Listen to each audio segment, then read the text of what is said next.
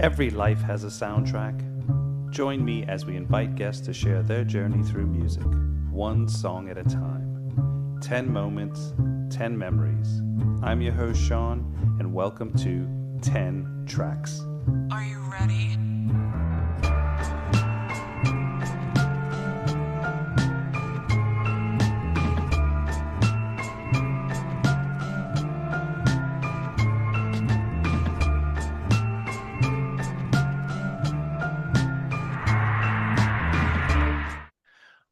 Welcome to 10 Tracks. My guest today is Noah May. Noah is the host of the podcast Lethal Venom. It's centered around various topics. He is also an Auburn University alumni with a bachelor's degree in journalism. And Noah has two other podcasts called Music Talks and Southern Reads.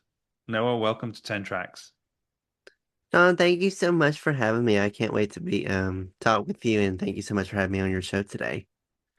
So you are the host of, well, first let me ask you, where are you in the world? So I'm from the great state of Alabama, I'm from the deep South, so you might hear Southern twang in my voice a little bit.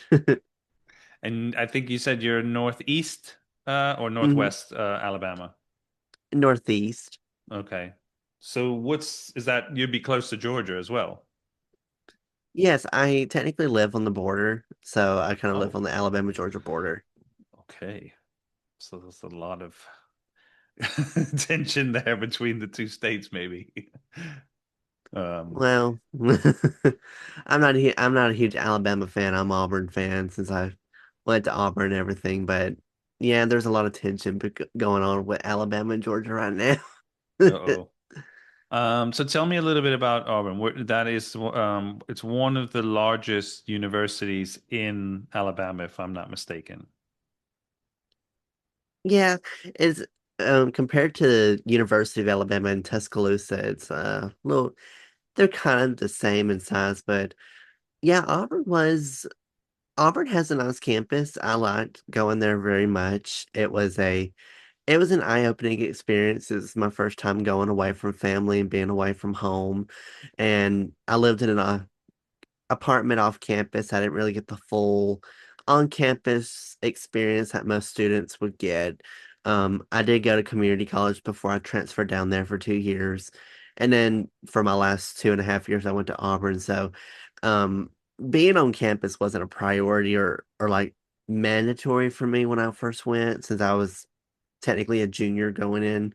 So it wasn't really a requirement. So I didn't get the on-campus experience, but I did get the off-campus roommate experience, and I also did get to do have like my experience in classes and kind of be excuse me, kind of be in person a little bit. So it was my first time being in in big classes, because I was used to being in 20, 30 people classrooms, not 300. So that was kind of a big change, but I adapted pretty well to it really quickly.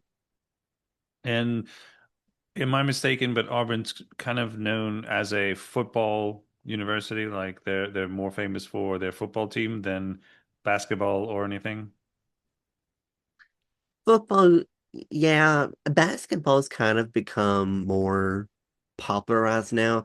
Last year was their best basketball season. They had Bruce Pearl as their coach, and then he stepped down this year, and so his son is taking over for their basketball team, and I think they're still doing pretty good. So I just know football this year was a little questionable because of kind of a coaching problem, and then they had to get a new coach halfway through because the old one got fired or had to basically step down. So their basketball team this year was a little questionable playing, but hopefully next year that they'll come back and they'll be better than ever. But yeah, it's mainly for football. That's what everyone really pays attention to during football season. It's real popular. Yeah. Okay. So tell me about being a journalism major. What is it that you really would like to explore with journalism? Journalism was an interesting it was a pretty interesting topic to go in.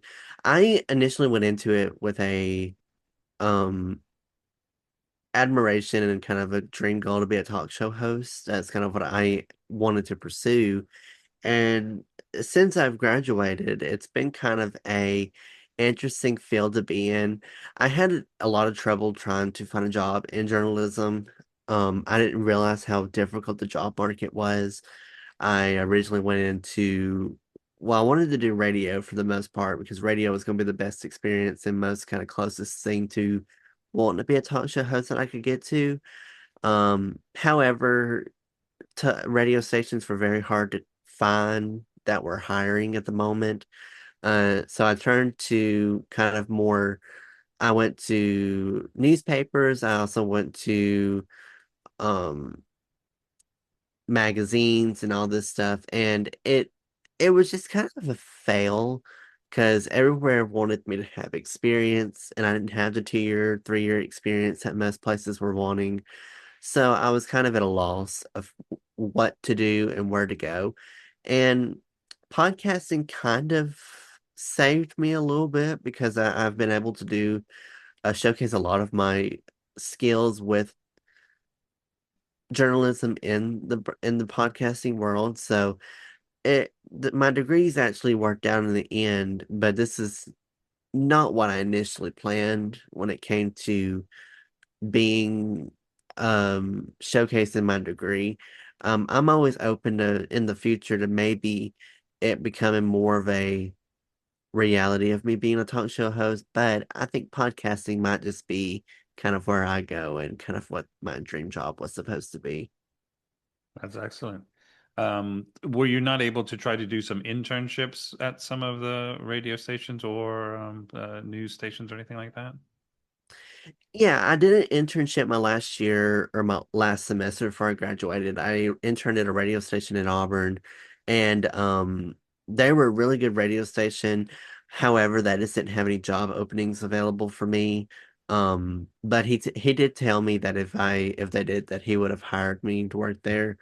Um, but they were pretty much a close-knit radio station, everything they didn't have any openings at the moment. So Hmm. um I was unable to continue working there. So I was a little bummed, but I did do an internship down there, but that was pretty much the closest thing I got to working somewhere was the internship. Yeah. We'll talk about lethal venom in a little bit, but tell me a little bit more about growing up in Alabama and your childhood. Childhood for me was pretty it was pretty different for most kids growing up in the 2000s. I didn't have a father figure growing up, so it was just my mom and I, and as well as my grandparents. We all lived in the same house together. Um, my mom was sexually assaulted when she was 20. Back in 2001, she got sexually assaulted, and that's kind of how I was conceived. So my father was basically a rapist at the time. That's kind of who my father was. Um, they never found my father, so he's pretty much a mystery at the time. I've never met him. We don't know his name or anything. Um, but growing up, my mom tried to do everything she could to have me have a normal childhood. She didn't want anything to be out of the ordinary for me. So growing up was kind of normal. I was your typical kid, watched cartoons on the weekends and every day after school. I enjoyed school for the most part of the time. And then summertime, I would always go get in our pool and swim. I would always play on my swing set and just play with my family. It was d- even though I did have kind of a not so typical upbringing and I was introduced in not the right way, my childhood growing up was pretty normal and had a good childhood growing up. Do Even though I did have some circumstances. So this is quite a bit of like trauma that your mother carried, and then obviously which impacted you in a way. But Mm. okay, um, that's a really uh, story to share with us. But obviously, you're looking at this in a way of what's the future and how to overcome this, right? Yeah, I've tried to overcome it. I've been real open about my story to people over the course of the past 2, 3 years. I've been open about my journey, and I've been really I've just been really open about everything in my life. And so I like trying to bring awareness to what my situation, because most men in my scenario don't really talk about the mental health side and all this stuff, because men tend to have this stigma that they're scared to portray to the camera because it might mess up their image a little bit. So I always like to try to um be open and share it with people that I'm not I'm not scared to open up and share tough Yeah. conversations with people.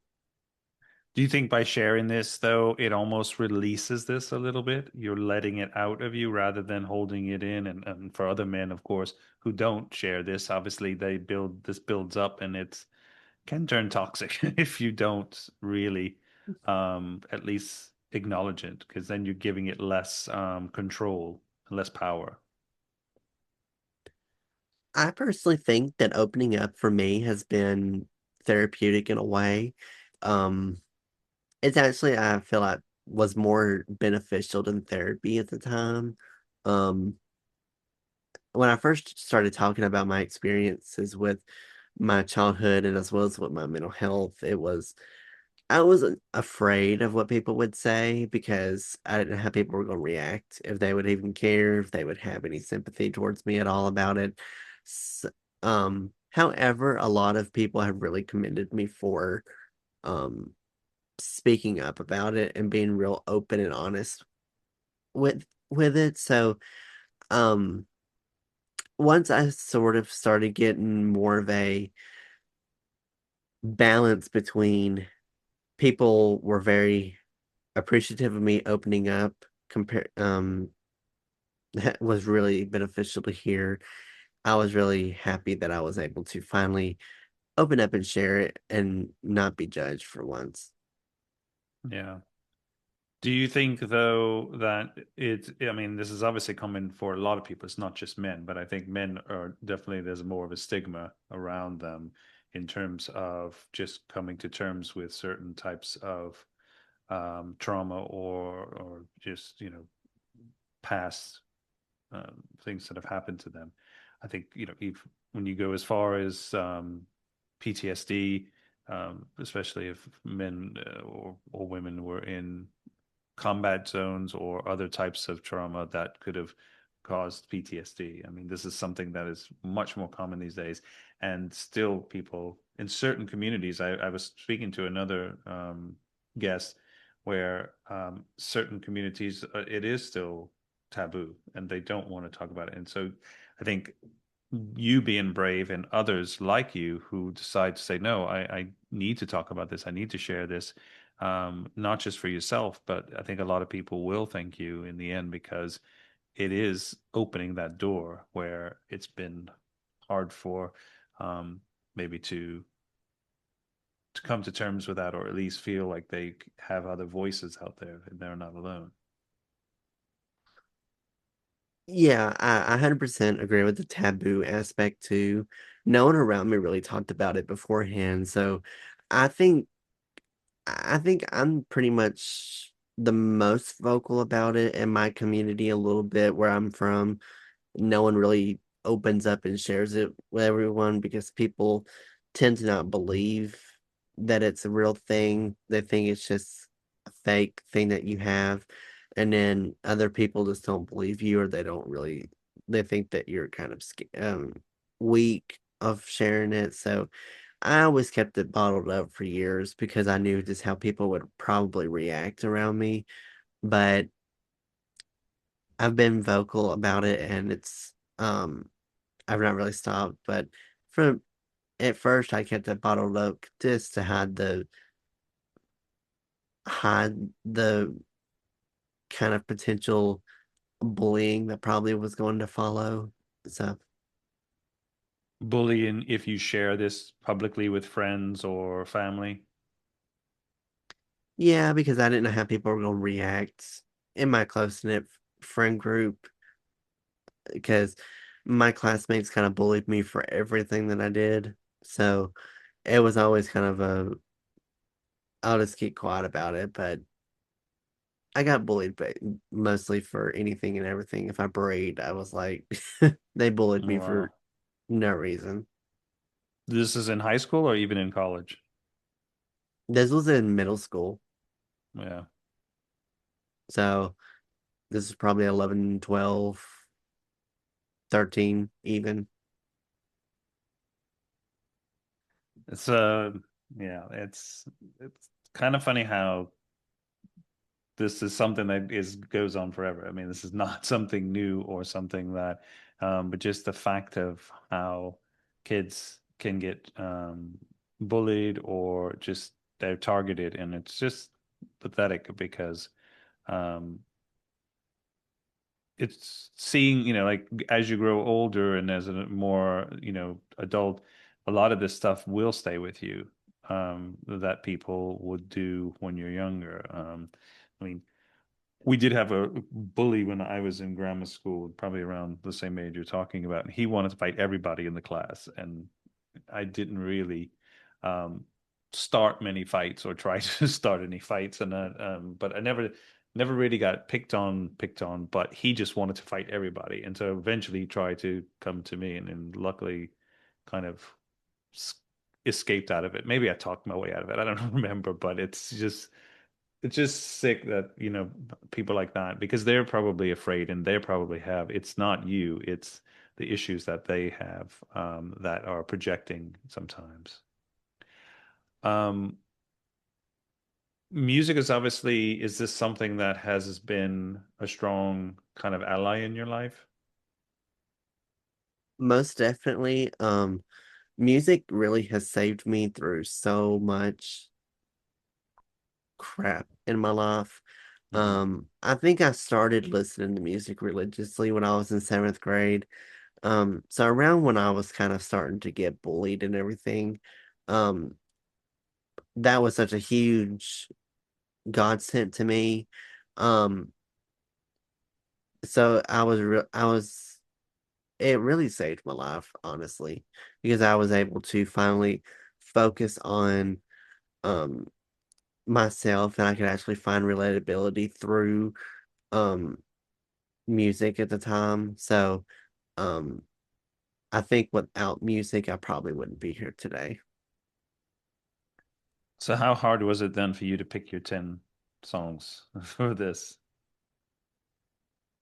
It was some songs were easier to pick than others. It was hard to come up with 10, to be honest, because I was like, I tried to pick songs that kind of go in a timeline, and there were more songs that I could pick later in life, but in my earlier years, so like tracks one and two, and even three, it was hard to try to pick one that was like, um, okay, I can't really fully remember what song was going on at the time that I remember. So it took a lot of trying to figure it out, but I finally was able to kind of come up with um 10 songs. There's obviously more after I had turned my list in, there was so many songs that I forgot. And I was Yeah. like, oh, I should have included that one instead.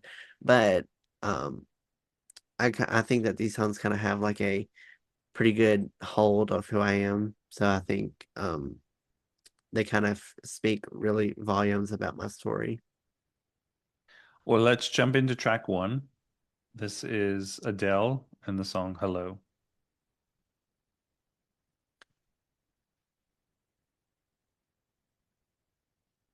Yeah, so Hello was kind of a introduction to me to music a lot. It was essentially the first album that I heard and fully remember the first song I remember hearing. I was in seventh grade. I was 13 when it came out, and that's kind of when my eighth grade to me was kind of the really bad bullying year for me, or it was just kind of it was where when my mental health journey started was in eighth grade. And so that was the first song that I fully remember hearing at the time that kind of helped me. Um, it kind of started my musical journey and kind of made me start opening up to listening to music and hearing it.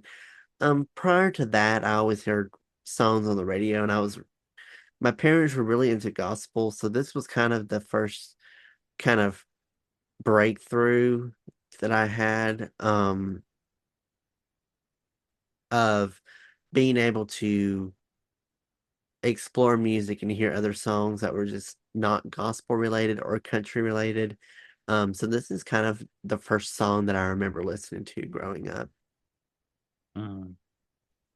I mean, obviously Adele writes very personal, and a lot from this album, I think in particular, or the one before, was a lot about heartbreak or breakup and things like that, but still very relatable to life. I think she's an incredible singer, but she also just has a very kind of just personal style to how she writes and sings, but I think it's very accessible, and not just like too extravagant or anything like that. I felt like her words and her style is very relatable. So I can imagine this is it's she's obviously been very huge in the States, but obviously she's her impact can kind of take over. Yeah, I remember her 25 was actually the first album I ever bought or remember buying. So that song and that album have a very strong home because it was kind of my first song I remember listening to on my own. It was my first album I bought. Mhm. So the podcast that you have, Lethal Venom. Now, how did you come up with the name first, and then? So the name came from a play on words about how the truth hurts a little bit. So the podcast is really focused on telling the truth, speaking nothing of the truth, and everything. And I wanted the podcast to be very much a variety type show centered around serious conversations, but have kind of a lighthearted tone to it. So I Right. wanted to be able to talk about personal issues that have personal stories on there, but I also wanted to have kind of a little sense of humor in there. So while we do have serious conversations on multitude of things like drug abuse, alcohol abuse, depression, anxiety, mental health, as well as just like abuse and trauma. I like to try to have a lighthearted tone to it, to where it's not a completely dark tone to have. And then I've had people come on that have really shared just happy stories about traveling, interests that they have in, just like personal stories, businesses that they have. So I mean, I like to try to highlight all the stories and everything. So Lethal Venom, I came up with the name from kind of just putting names in. I originally wanted it to be called Venom or Poison, but then the name was already taken on podcasts. The name was already kind of used for another podcast, and I wanted my name to be completely different than everything else. I wanted to have a unique name. So I put Lethal Venom in there, and I noticed that it was actually kind of yeah, it wasn't taken, so I kind of just ran with that and claimed it real quick. I was like, I'm claiming it now. But I kind of ran with it, and it kind of is a play on the truth, how the truth hurts sometimes, and how venom is lethal to us. That's kind of how the truth can be. So if the truth hurts, how do you react to that? And how do is this just you're sharing the truth for yourself, for others, and for the experiences that we're all going through, right? Yeah, that's a good question. I actually, some of the things that I've been the most truthful about have been, I've looked back and like, I was like, well, damn, should I have said that on here? I was like, should I have mentioned that to the public? But I thought, if I lie or anything or stretch the truth just a little bit, it's going to defeat the purpose of the show. I want people to hear my honest opinion because I never really had that chance growing up to um be vocal and be honest about it. And I wanted it to be kind of a therapeutic. It's been real therapeutic to me to be able to finally share this truth out there and be able to share my story and have people hear it for the first time and have a choice to listen to it. So being able to be open and honest has really been beneficial to me. And how's the reaction been, say, for your family or friends? My family was always um supportive of my decision to opening up and talking about it. Um the new set of friends that I have, they're really supportive of me and they really have applauded me for being vocal and open about it. Um and overall the critical reception I've received on the podcast has been overly positive. I've not really had any negative um comments or any negative reviews on it at all. I've had very much positive feedback from people listening that they applied the conversations I have, and from the guests I've had, they've been real supportive and real um have a really strong liking to being able to come on and share the honest truth and be open about tough topics and have really deep conversations. So overall it's been really positive from family and friends. That's great. Let's jump into track two. This is Bring Me to Life. Now, how would you say this band's name is? Evanescence. Evanescence. Okay, that's what I was like. Good. Okay, so Yeah, I'm not that familiar with them. This is from 2003, Bring Me to Life. yeah. So Bring Me to Life was a when I was in eighth grade going through kind of the introduction to depression. I think a little everyone gets a little emo. They're pretty much a rock band. They have a lot of emo hard rock songs. And of course I fell into that kind of mood of being emo. So this kind of was one of the songs that gravitated towards me a little bit. I can't tell you how or how I found the song or anything. I was pretty much a recluse to popular music at the time. So of course, the only listening to gospel music and country on the radio at the time, I really had no clue about pop music and all these popular artists at all. So a majority of the songs that I've found in my early years, I'm like, I don't know how I found them. I don't remember have any memory of finding them or in what circumstance, but it was kind of the first emo song that I remember listening to growing up and kind of like really would really jam and rock out to through the pain that I Mm. was going through at the time. That's kind of when I first got depression was when I was 13. I was pretty young when I got diagnosed with it. So this song kind of was came along around that time. This is quite a heavy song. And I guess from what I understand, it's in listening to it it's very like about emotional breakup and kind of being in a toxic relationship and everything. Yeah, even though I didn't really was dating at the time or didn't even though I didn't date anyone, it was kind of a way for me to be open with kind of introducing the sad music in my life. And I know people think that well, isn't listening to sad music not good for your mental health? I listen to sad music even when I'm happy. So it literally was one of those moments where I was like, it's helping me heal and it's helping me take my mind off what is going on in the real world. So Yeah. um I I always found it funny when people are like, why do you listen to it when you're sad? And I said, well, I listen to it when I'm happy. So um I'm pretty much open about my thing with mental health, and I've always been kind of an advocate for people that listen to sad songs when they're happy.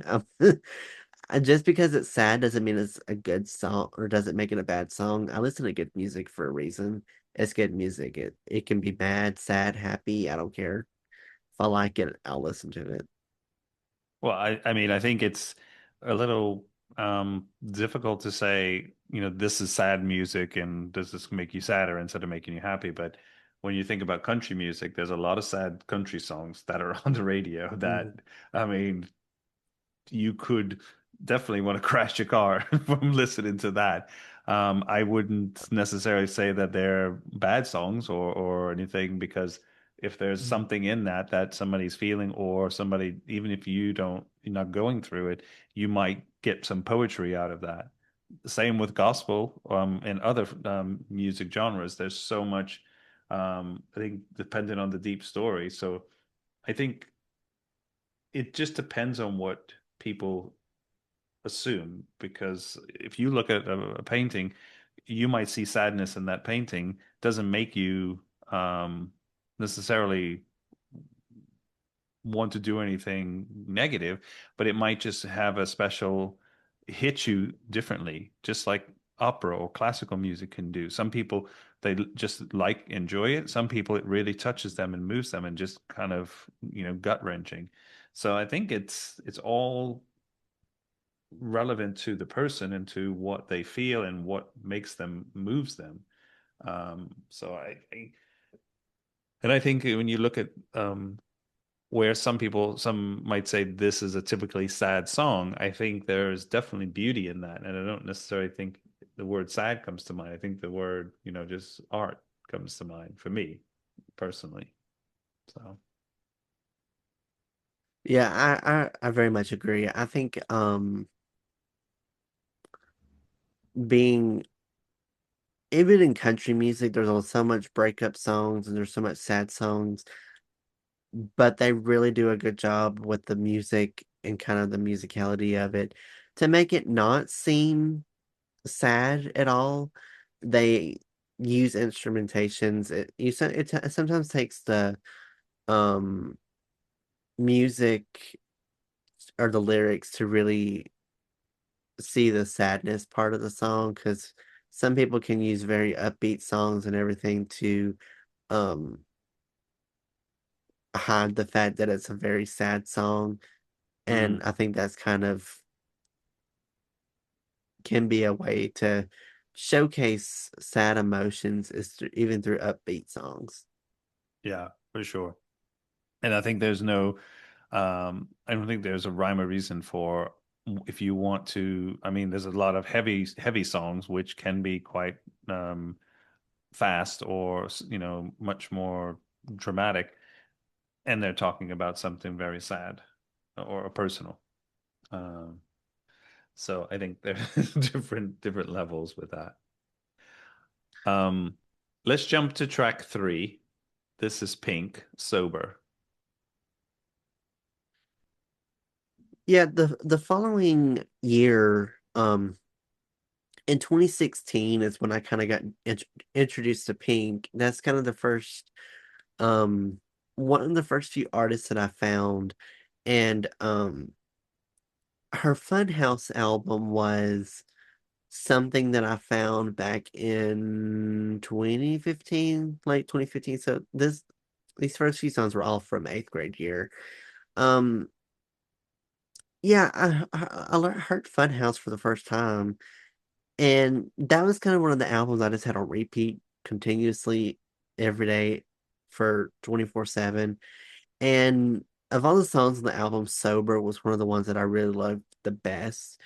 Mm, And I just really liked the vocals and the production on it. It was kind of like it doesn't have a significance to it, but I just really liked that song growing up, and it was one of my favorites off her album. And that was also kind of maybe the second or third album I bought when I first started hearing music. So it does kind of have like a real original tie to my started my new love for music and kind of my interest in finding songs and music. yeah. I think she has a very distinctive voice. I'm not familiar with a lot of her albums and stuff, but the songs that I have heard, and I do hear her time to time on the radio when I'm driving here in France. They play her quite a bit. I think she has a really great voice, and I think she obviously is very from her own opinion and kind of comes from her own. So I think, you know, to me, the that gives her her own kind of street cred because she stands her own ground and kind of like does what she wants and not just what's kind of mainstream. So, and she's still a popular artist. Mhm. Yeah, I've actually heard all of her albums. I was like one of her first. She was the first one I pretty much had a love and fan for. Hmm. Um, Once I found her, I listened to all the albums that she had released at that time. So Funhouse, I'm Not Dead, The Truth About Love. Those were kind of the first few albums I heard from her um at the time. And I fell in love with all of them really. Yeah.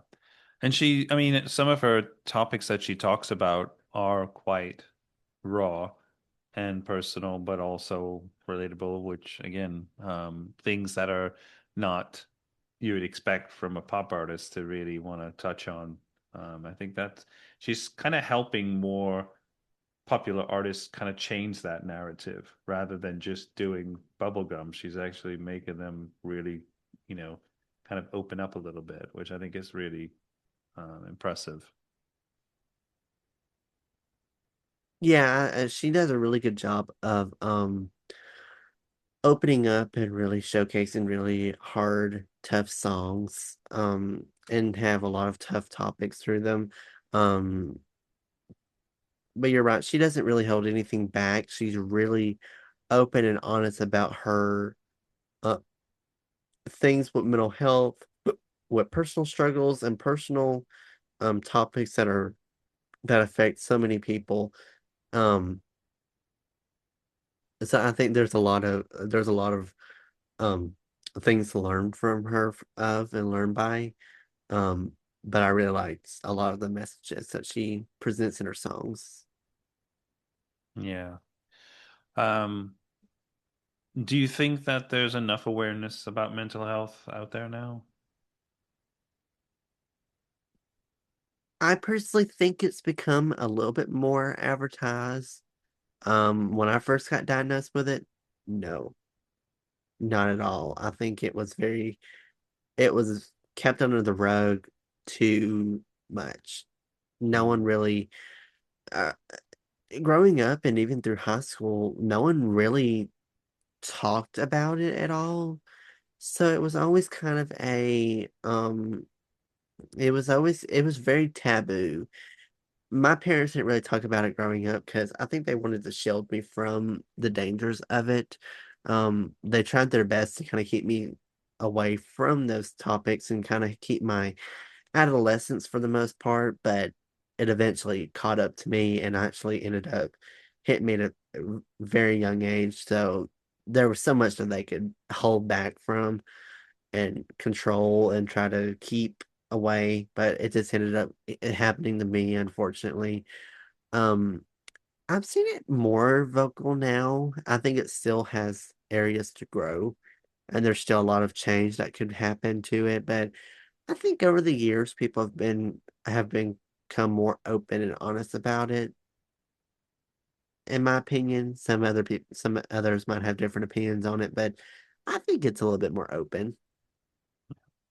I think you see a lot of artists that are talking about it a little bit more or being more public about it, which I think definitely helps to kind of open the conversation.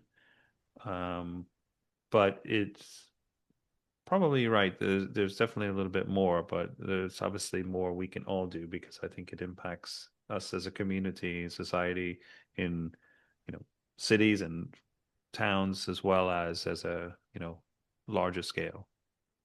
I think it also impacts the mental health is not just. I mean, obviously, the pandemic has kind of that was also a big impact on a lot of people globally. Mm. But I think that it it would make sense if more governments and health systems were taking more responsibility around this and trying to be more um, to the communities where it impacts. Yeah, I 100% agree with that. I think it's more, people need to be more aware of it. And I think that for artists to be able to showcase that in their songs really helps bring awareness to it because they're bringing it to their audience and um there's a lot of popular opinions out there of from guests or from artists that have a huge fan base. So when you hear artists like Taylor Swift and a lot of the huge artists right now, they're bringing a lot of these topics to their mainstream audience, so it's getting out in the public more. So I think the more that we have of those and the more openness we have about it, I think a lot of people can really find relatability in it. Yeah. Let's jump to track 4. This is Ariana Grande, Breathing. Yeah, breathing for me, which the whole Sweetener album was my healing album. I loved that album so much. Um, the album came out in 2018. I remember I was a junior. It was kind of the first album that I remember waiting to come out on release date. It wasn't something I just discovered later in life. It was kind of the first album that I had heard when it first came out. I initially didn't really was a I wasn't originally a huge fan of the album. I thought her past ones were more I thought they were more listenable and more enjoyable than on my initial. But then 2 years after it came out, or a little after a year and a half, when the pandemic started, I went through a huge thing with depression, anxiety. That album did something for me. It healed me. It was a safe place. And this was one of the songs that focuses primarily on anxiety, was breathing. And it was she was real open in the lyrics about what the kind of the side effects of what depression or what excuse me, more of what anxiety is like. You can't breathe sometimes. You have these really bad panic attacks. It just feels like you're on cloud nine. So that song to me was very beneficial at the time. I had much more respect for the song and much more respect for the album. That album really saved me. So I claim it as my number one favorite album because of just how the significance of how it saved me during that time was. So it has a very special place to me. This, if I'm not mistaken, this song was written after, well, about this Manchester bombing that happened. And I think that was her concert that was where it all kind of happened at and everything. So Mhm. I think she was firsthand in the middle of all of this. And Manchester, UK. That's what I'm referring to. And I think this must have been what the bombing might have been around 2017 or I don't remember when it was, but it was before obviously the album came out. Yeah. Um, I think I mean, personally, things like breath work and other areas are so great for people with anxiety and even for, I mean, there's a lot of times when I try to go to bed and, at a good time, not just, twilight. But I remember I can be lying in bed and then I just have this carousel going on in my head. And, it's like a whole amusement park. And so, like, Hmm. trying to just do some just slow, kind of in and out breathing techniques and doing this 5-5-5, which is, breathe in for 5, hold for 5, let out for 5, 5 times. And that tends to help me just calm down and and it's not just before bed. You can do this anytime. But I think there's a lot of techniques that can help with um, anxiety and stress through work, through other avenues where people, are just dealing with things. Um, Personally, I feel like that is it helps a lot. Yeah, I 100% agree with that. The a lot of her stuff though before this was it as personal as or kind of reflecting on something like this, or has her other stuff been more just kind of well, I don't, I'm not that familiar with her early stuff. I would say her earlier stuff was more, I would personally say more kind of mainstream. It really didn't really, she dove into heartbreak and a lot of just common themes. She didn't really talk a lot about personal issues.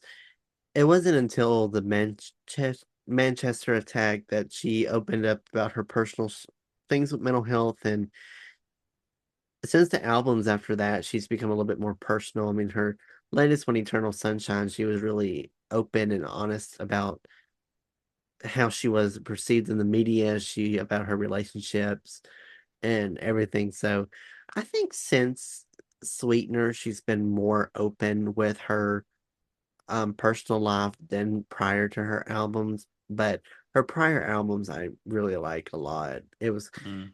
She was one of those album or artists that I binged watched or like binge listened to. So like once I found her, I was just listening to everything and anything that had her name on it. So yeah, she was one of my few artists that I have. She's actually my favorite artist now, and not number one. It was Pink, and then when I heard her, I was like, "Pink, I love you, but you're gonna have to go to number two." And it was just like, "You're Later, going to have to Pink. get." She was like, "You're gonna have to get scooted down the leaderboard a little bit." So, um, she's now kind of considered my new number one out artist. Due to the feel and the impact she's had on my life, really. That's great. Um, let's jump to tracks 5. This is Demi Lovato, Dancing with the Devil. Yeah, so Dancing with the Devil came out in 2021 and it was more of course right in the middle of the pandemic. It was kind of still when the pandemic was really serious at the time and was showing no signs of slowing down. The song really talks about her um journey with drug addiction and her relapse that she had over with drugs. Um Mm, And I didn't have a drug addiction at the time, but the lyrics in it really are bold and very raw. And with the lyrics, vocals, and the production, it just was a really standout song for me that I really enjoyed at the time. And I played it over and over again. And that whole album to me too was very, very good. It was my favorite album from her. Um, to that point. It was, and I think it's still probably one of my favorite albums from her. I listen to it more than any of her other albums, not mm. because they're bad, but just because I don't know. There's something about it. I think it was also between that album had very honest and open conversations about a lot of things that were very personal. So that album to me too kind of was like it was very therapeutic in a way too. So this song is about her with relapse and addiction. But is it also like, is it true like she overdosed? Yeah, she had a drug overdose back in, let me think of the year 2018. I thought it was 2020 for some reason. I thought it was that recent. And then she came out with a documentary in 2021, I think, to kind of correlate with her new album. And her relapse actually happened back in 2018. And I thought my initial reaction was, damn, it was that long ago. I thought it was just last year. Mm. Um, yeah, she was a huge advocate for um overcoming drug abuse. And I remember hearing it on the news that she almost died from it, and oh my God, that's real serious. Because when she overdosed, I had known about who she was. I I didn't watch a lot of Disney Channel growing up, but I knew she was from Disney Channel. I knew her more from her albums that she had released at the time. So Confident and Tell Me You Love Me was more the albums, and even Demi at the time was something I heard of a lot. Hmm. So I knew her more from her music than her acting roles on Disney Channel, but I kind of knew what she did prior to music. Um, but it was scary to think that here's someone that's really deep into mental health and is really an advocate for um drug addiction, and yet she had an overdose. And Yeah, she kept it hidden very well at the time, so a lot of people didn't know she had fallen back into drugs at the time. So it was scary to hear that. It was one of the first few things you hear on the news, and you're just like, you just never know. Essentially right. what it was like. Do you think this is a common pattern though for people with mental health issues to get addicted with drugs and alcohol? It seems to go that way for the most part. In most cases, it seems that um mental health does play a role in leading to drug abuse and alcohol abuse, because people see alcohol as a way to escape the pain and it numbs them. And of course, that's not good for depression or any kind of mental health disorder at all. But No. at the time, they feel that it really helps. So some people might think no, but others may think, yeah, that is kind of how it is. So I think it really depends on who you ask if it's related to it. But it's commonly more, you see it kind of be more common in mental health patients that do fall victim to drugs and alcohol. Um, because they always tend to have say, oh, they're going through a mental disorder, they're going through some kind of mental psychotic break. And it's hard to determine if it's like the drugs doing it or if it's like a mixture of the two. So it's controversial to some. Yeah. We jumped to track 6. This is from 2020. This is Justin Bieber, Lonely. Yeah, this one's an interesting selection. This was basically all the other songs have a meaning. This one was just I couldn't think of another song, so I just put it on there. But I do find relatability in it because the song came out in 2020, but I didn't hear it until about a year or two later.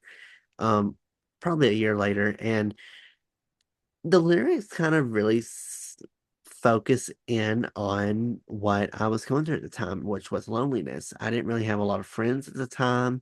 All the friends that I had in high school basically left me to go live life and have babies, and they kind of just all left me for dirt. So the song at the time was kind of beneficial, but it wasn't initially like a song that I would probably listen to on the go. I listen to it a lot when I am depressed because it does have that like loneliness factor to it. Um, but I think it is kind of a therapeutic song in a way because I do look back at it as a way of kind of seeing how far I've come from it, from loneliness and suffering from being alone all the time. So there is kind of a reflection of what my old life used to be like, and kind of like a way for me to look to see where I've come from. Yeah. It's I mean listening to the song, it obviously, it's a reflection about him being a very young artist when he started and just all the traps that he fell into as an artist. Which again, I think probably stems to a lot of praise, a lot of scrutiny, a lot of just comments, whether people like him or don't like him. But I guess he was, you know, people listening to him. Obviously, he had a lot of fans, but then at the same time, he probably had people who didn't like him, and he was, they had some comment or like would make fun of him and things like that. So I can imagine that this is just as he gets older, you know, judging himself, but also judging how the world judges him and kind of reflecting on that. Um, I don't know. There's a great, I was listening to this. It was a radio show with David Bowie when he turned 50, which obviously he's, now passed. But when he was talking about that, he was talking about all the times in his life and the different things he did, and whether, I mean, he obviously had a problem with drugs and he kind of quit everything, but he also went through a lot of different phases of different types of styles and his characters and stuff. I mean, you see that with Madonna, Lady Gaga. They're very much kind of follow Bowie's kind of lead. But when he talks about people who want to like take shots at him or that want to judge him, he's like, you're welcome to judge me, but as long as you judge yourself first. And I think that's the problem. You know, if you're not willing to take a look in the mirror and judge yourself, but you're so eager to criticize other people who are sticking their neck out doing things, I don't, I think that's where a lot of times we fall because maybe if we would look at ourselves first and reflect on that and want to judge ourselves, maybe we'd be less open or as vocal to really kind of judge harshly to other people. Yeah, we tend to really have a segment to that and kind of be not aware of our surroundings a lot. So I think it is beneficial for artists to be open and honest about what they're going through because when you hear the lyrics, you wouldn't expect that from him, but at the same time, it makes sense. Hmm.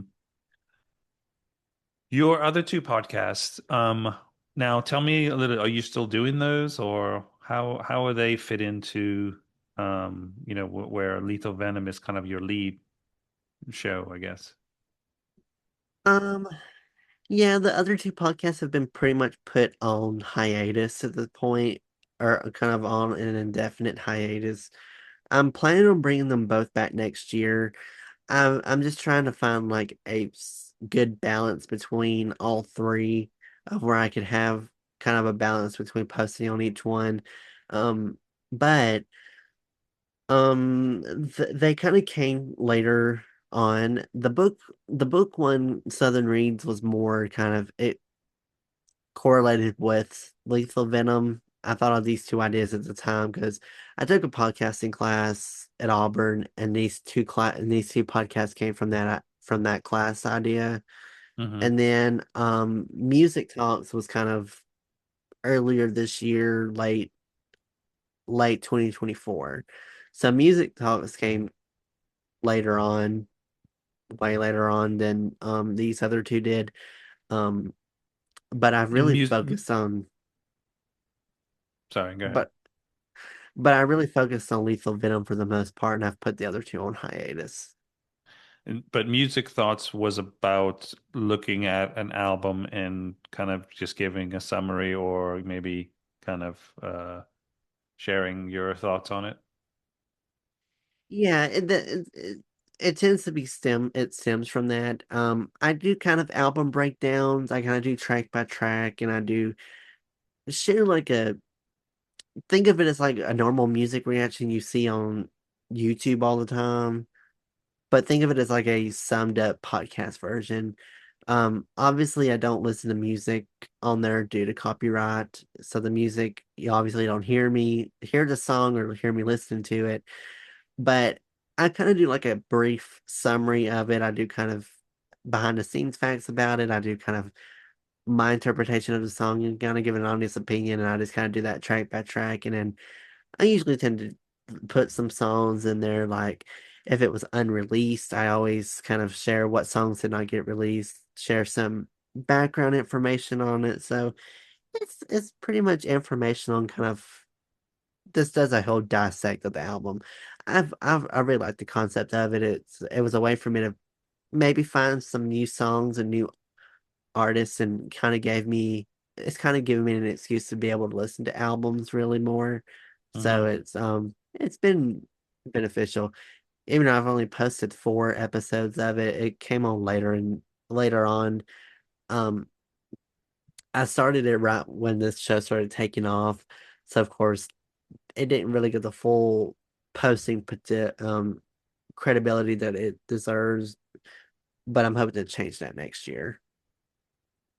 The are there have there been any albums that you weren't familiar with, so not one that you were like one of your favorites, and that you did a review of that kind of was a interesting find or kind of maybe changed your Um, mind?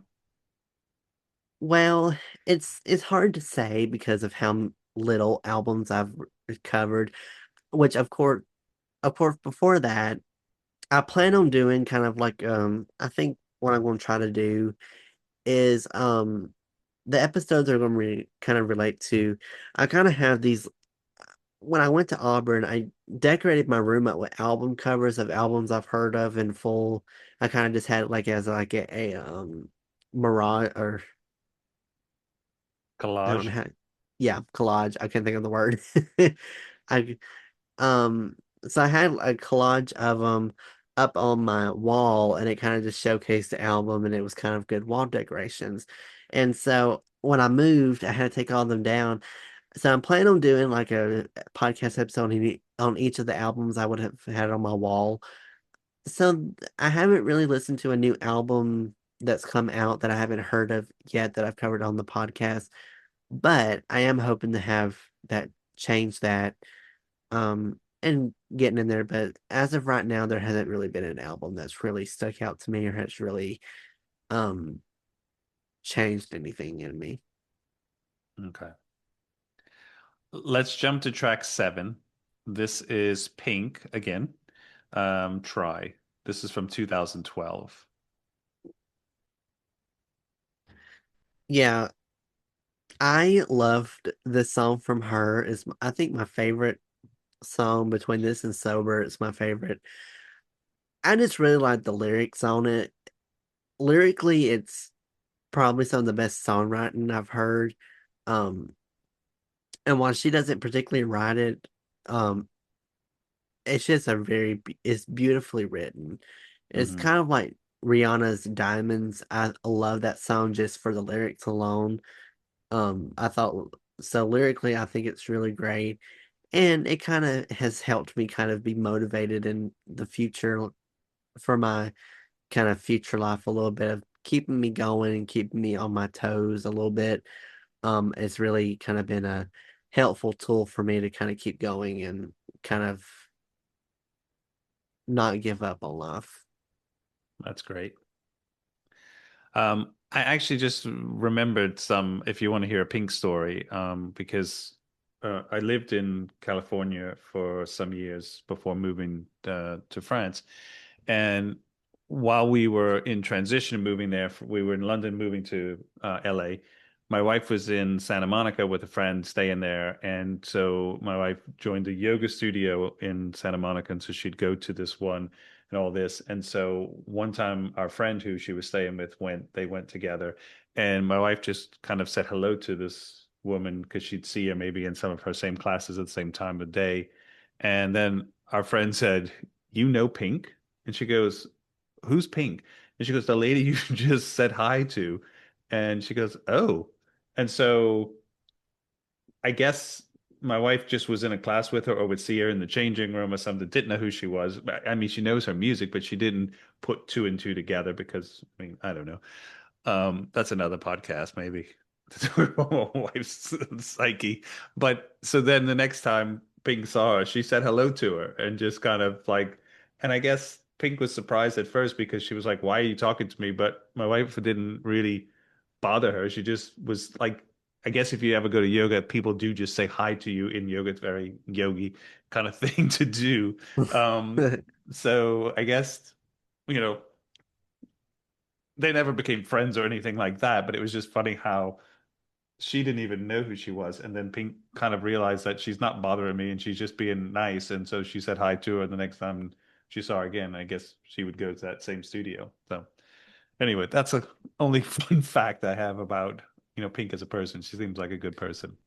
Oh, that's real interesting. I was sad to this is kind of a sad backstory because it actually ended up probably could have worked out. She came to Birmingham back in 2019 for her Beautiful Trauma tour, and I remember my mom told me that she originally was going to get us tickets to go see her, but she didn't get them because it was on a school night. And I was like, and we ended up could have gone because I didn't have any homework assigned that night. Hmm. So I was bummed out. Told my mom, I said, we probably could have just ended up going. So we had an opportunity to go see her, but due to school being a kind of a key factor, and of course, I don't live close to Birmingham at all, we would have gotten back home real late. So it was just a very badly missed opportunity, but I was sad that I couldn't get to see her because I really liked her and I'm was a sure huge she'll do fan of good her in concert music. too, huh? Oh, I've seen so many videos. She's just so good in concert. So it would have been a good experience, but sadly it got kind of ripped away. But yeah, I'm pretty sure it'll happen. Yeah. She's still playing and performing. Mhm. We jump to track 8. This is Demi Lovato again. Is this off the same album from 2020 or no, the other one was 2018? But this song is called Still Have Me. Yeah, so this song was kind of a single release. It was a solo release. It's not on an album or anything. Hmm. I think it came out in 2021, and the song kind of focuses on kind of mental health and loneliness. She focuses a lot about um how she always has herself and that she may not have a lot of people in her life, but she always has that herself 100%. It's mostly a I listen to it when I'm really depressed song, but um it's a very good song with a good message on it. I really enjoy hearing it. The lyrics just really speak to me. Vocally, she goes off really vocally on it. The vocals on it are just deafening to you, but they're a good deafening. Um, she puts her heart and soul into the song. Hmm. Yeah, I did listen to, I mean, all the songs, but I was like, this one stood out a little bit, kind of an interesting take for me. Um, is there, with mental health awareness and things like this, are there, like, have you done a lot of research or found places that, where people can go if they do need support or need help and people to talk to? Have there been things that have, not just for you, but that maybe in your research that could be useful for other people? Um, from my experience, pretty much have had more of an open mind. Um, I've just really found opening up and talking about what I'm going through has really just been beneficial for me personally. But I have found a lot of resources like um BetterHelp. I know that's a good online therapy resource to have.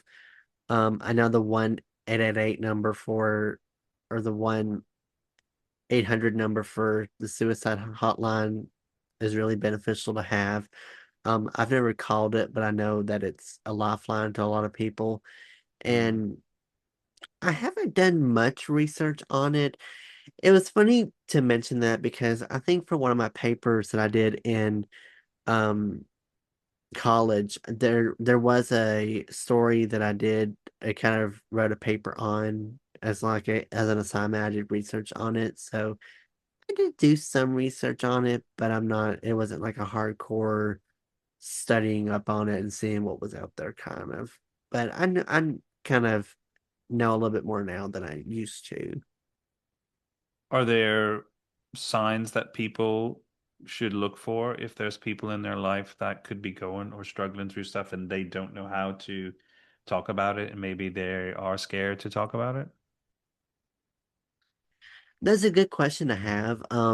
Everyone's different when it comes to mental health. Everyone tends to have a different reaction and kind of a different reaction response to it. Common themes that you can really tell though are if you seem down all the time, you don't feel motivated at all, that's kind of a sign. If you have really bad intrusive thoughts of maybe you don't want to be here on this earth anymore, you're starting to kind of become a little bit more rebellious. I've noticed that that kind of has signs of mental health struggles. Um, yeah, if you have like you just want to die or don't want to be on this earth anymore, that's a huge red flag and a huge sign that obviously you have something going on. You need to take care of that and get that fixed. Hmm. Um, and so there's a lot of red flags to look out for. But there are everyone tends to have a different approach to it. So I can't give an exactly pinpoint answer of what to look for. But usually if there's a mood change or just kind of your ways and how you think, that's usually early signs of, okay, something might be going on. Yeah, of course. And I think people with the amount of things people are dealing with today, there's a lot of issues that could be, and sometimes people have to just take a step back to see how each other is doing, and just to kind of maybe communicate and talk to try to be more aware of how other people's emotions and kind of states are. Yeah, I don't know how it is in other parts of the world. I don't know how vocal and how open mental health is to other countries. I don't know if it's like the same thing. I don't know if it's very much kept under the rug, if it's taboo. Um, I think in Europe it's a little bit more open probably about mental health. I mean, I'm just assuming because they tend to be real open and honest about it, but I don't know about everywhere else in the world essentially, but excuse me. But I just know here it's just not really talked about as much. And I think there's a lot of change that could happen um to where it is kind of becoming more a more open-ended conversation. It's not taboo and you don't have to feel ashamed to open up about what you're going through. Yeah, that's a good point. Let's jump into track 9. This is Brandy from 2020, Borderline. Yeah, this was an odd kind of a most people would think, why is this on like a kind of like a mental health thing? Um, the song kind of talks about mental health in a way. It kind of brings up a very important thing like schizophrenia or schizophrenic episode a little bit. The music video kind of ties into more of a someone that would be schizophrenic. You kind of see her be in like a padded room with um her hands tied, and it's kind of like her like a protection suit kind of. So you kind of see a little bit more of like a protection of her arms where she can't hurt herself. Mhm. Um, it's kind of like a stray jacket a little bit. Um,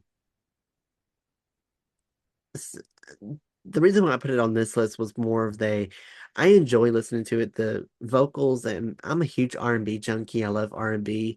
So this was kind of like straight R&B to me. The production, I just really liked the vocals and the instrumentation on it. It just kind of really, it's my favorite song from her. Mhm. It sounded like or this kind of spiraling out of control or something like that um, in the lyrics and what she was singing. But this was a recent song. I mean, I don't know how when she started, Brandy. I thought she was quite this is she's been around for a little while as far as I knew remember. She started back in the 90s, so she was real Okay. popular in the like the mid late 90s and then early 2000s. So yeah, she's been around for a while. All right. Okay. Yeah, that's what I was thinking. This is from the album B7, I think it was. Yeah, it was kind of her most recent album she's released. So it's one of like her latest studio album that's not a Christmas album because I think she released a Christmas album after it, but this is like her Okay. most related, like most recent personal work that she's done that's consisted of original content. Mhm. So what's going to be next for Lethal Venom? How are you taking that show? Are you still going to try to touch on obviously mental health issues and such, but then also having guests bring um, expand on other topics and areas? Yeah, so even though I've only posted 80 or so episodes, I have over 200 in the canon. So I have a lot of episodes stockpiled that are just waiting to get posted. I know that it's really far behind, but I like having all these episodes back. So in case if something does happen to where I can't record, I do have a lot of backlog kind of in the vault a little bit of Hmm. just ready to be posted. So in case something does happen, I can't record, I can still have episodes coming out. So it's kind of smart on my behalf, other may not, but future things is that I am going to do a season two. This is actually my last full week of recording. I think I'm going to be recording till next Tuesday. So, the 16th is my last recording day as a guest, and then I will record my season one finale on that Wednesday on the 17th, and then I'm going to take like a 2.5 week break for the holidays, and then starting back January, I think 5th. It's either the 5th or the 6th. Well, I lied on that. It's sometime in January. I'm coming back in January. Okay, so it is on the 5th. I'll be coming back on the 5th. So that'll be on Monday, and I'll start season two on that day. So how many episodes was in season one? 200 something, Oh wow. I think is what how much I've recorded. I would probably, I guess, estimated 250, I guess.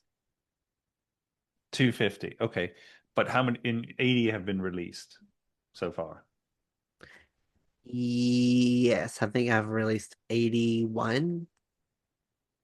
I think it's from my memory. Um, I was on a good routine of being like, okay, I can do an interview and then have the interview come out within a week. But then I moved, and for some reason, moving back home just screwed me over. It got me so far behind so quick because at that point, the podcast really started taking off, and a lot of people were coming on my show, and I was doing like four, five, six plus interviews a day. And Hmm. so it kind of got very much behind real quick. And it seems like I've never had a chance to catch up. Um, I'm hoping during that 2.5 week break, I can post all those 200 episodes because I did see that it was possible. I just have to post a lot of episodes in a day, but I want to kind of get caught up, and so I'm not so overly overdue and um overdone with a whole bunch of episodes. I want to be kind of caught up. I don't want to be kind of have a delay in any episodes because there's some episodes I recorded 3 months ago that are just not getting posted because everyone don't know that everything I do has been like a one-man show. I have run everything by myself. So people have understood that it is kind of just me running the whole show by myself and everything. But um it's also been it's been stressful trying to catch up and play catch up. So I'm trying the best I can. It's just it's taking time, but Hmm. I'm slow starting to make progress just a little bit.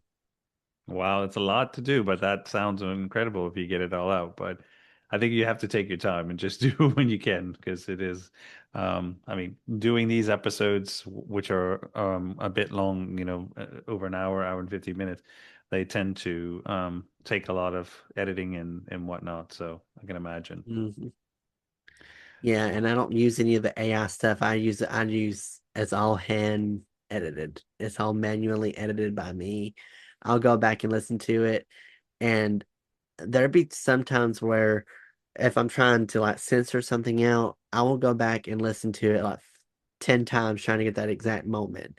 So I take editing real seriously. So Yeah. I don't trust it. I think that's one thing I won't hire anyone for is editing because I'm real picky on my editing and I'm real precise on it. I want it to be perfect, and I don't think anyone could edit it the way I want it to because I could go and listen to it because then I'd have to listen to the whole thing to see if they've done it right, if it sounds good to me, and then have it posted. So it just would be beneficial and more simple if I did it on my own because it could Yeah. just be quickly one and done. I don't have to them edit it and then have me sit through the whole hour episode of me having to listen to it and post it. So it just would make more sense if I had for me having control over that. But having an editor would be beneficial. But I just feel a little too cocky having one because I like to be perfect. But Well, that if you might do find an change. editor, let me know. Might be good.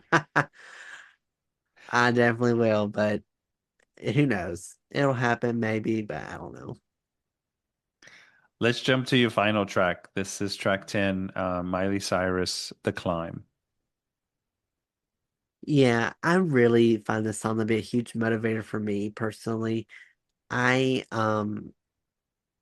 This song was very much a song of confidence and just kind of like being motivated.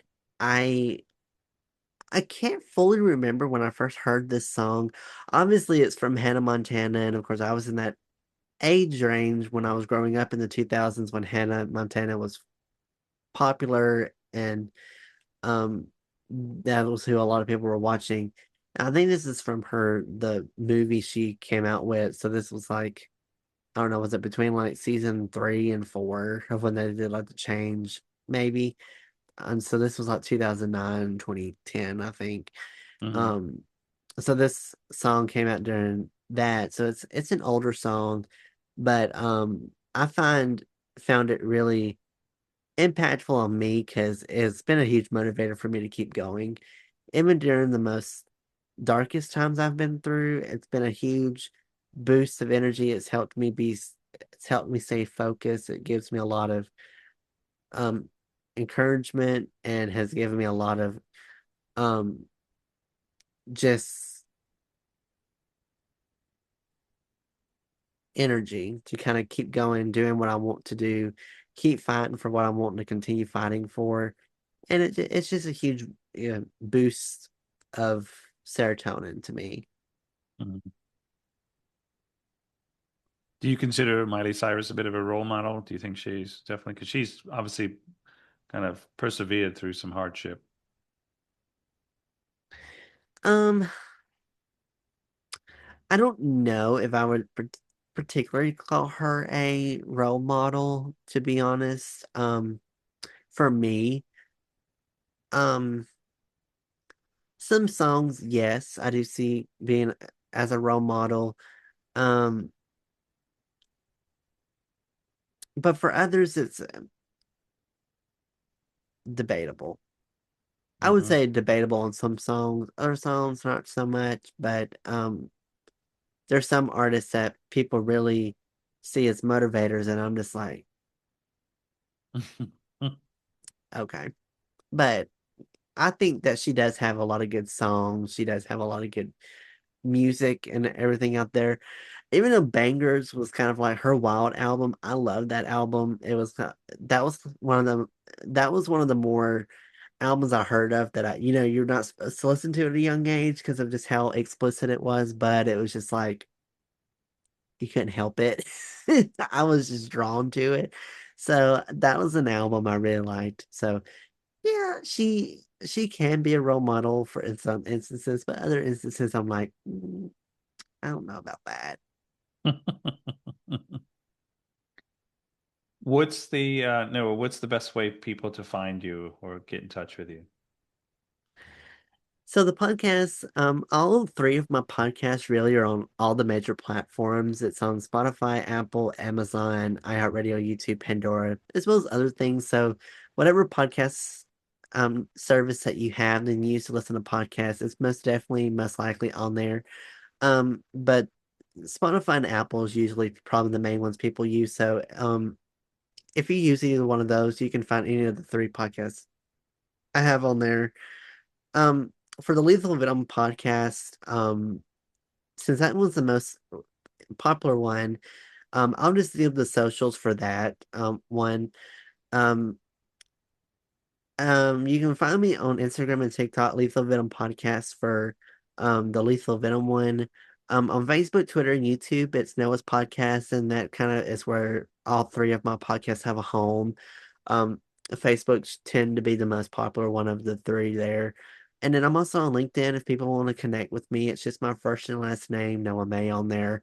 So if people are interested in maybe wanting to connect with me, feel free to send me an invite. I usually accept a lot of majority of people that send me an invite. So feel free to connect with me on there if you are interested in maybe wanting to collab on something or just want to connect with me and have questions about anything. I'm always open to questions.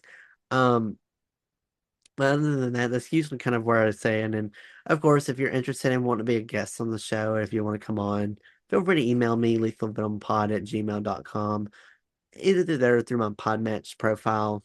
Um, either way of those two will be.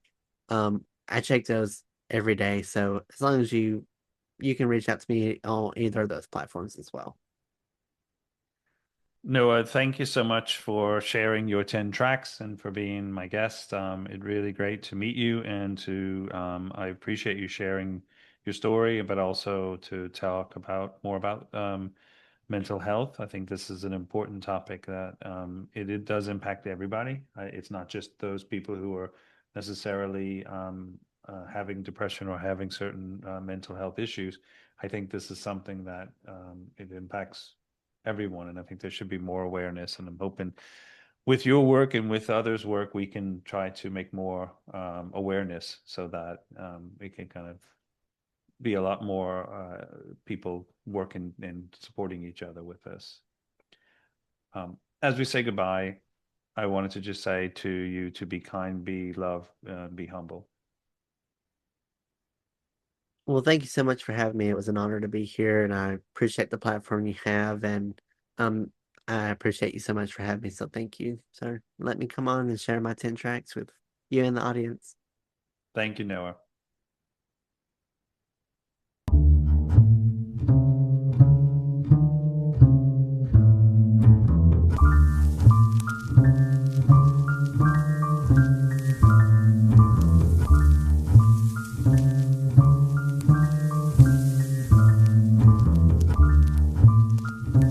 Pretty vacant times.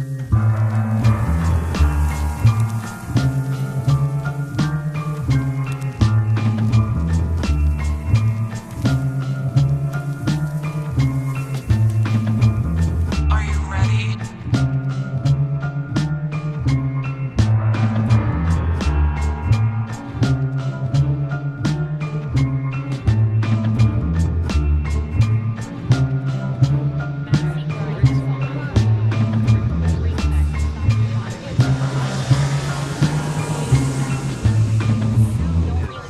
It suffers for his sports jacket.